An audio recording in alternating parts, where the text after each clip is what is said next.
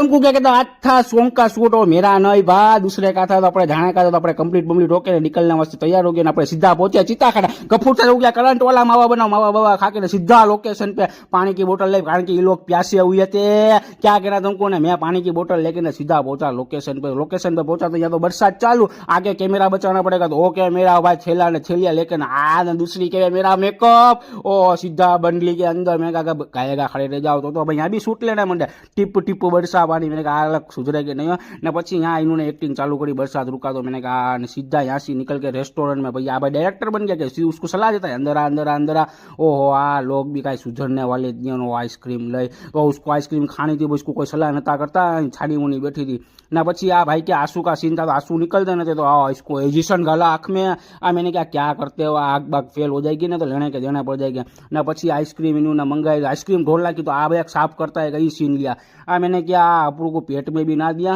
ना પછી दूसरे लोकेशन में अपने पहुंचे ना अपना वीडियो गमाओ तो लाइक शेयर सब्सक्राइब अब्बा ढाल पे मिलियो गुड़ की चाबी लाऊंगा जूनागढ़ अब्बा बोलते मेरी